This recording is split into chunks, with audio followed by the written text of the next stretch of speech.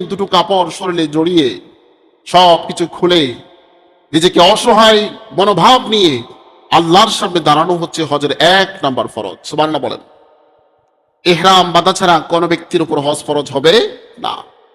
এজন্য সকল হাজিরা দেখবেন এক কাপড়, এক কালার, তারা সাদা কাপড় পরে, অন্য কোনো কালার পরলে আপনার হজ ফরজ হবে না। সাদা কাপড় এটারও গুরুত্ব রয়েছে।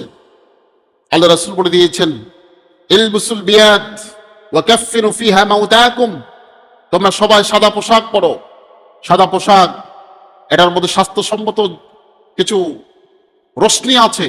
ওয়া মাইয়িতুকুম ওয়া কাফফিনু মাউতাকুম, এবং তোমাদের যারা মাইয়িত মৃত ব্যক্তি তাদেরকে তোমরা সাদা পোশাক পরিয়ে দাও। বলেন সুবহানাল্লাহ। আমার রাসূলের নির্দেশ। বর্তমান বিজ্ঞান তারাও সাদা কাপড়কে গবেষণা করে তারা দেখেছে সাদা কাপড় জীবাণু মুক্ত, সাদা কাপড়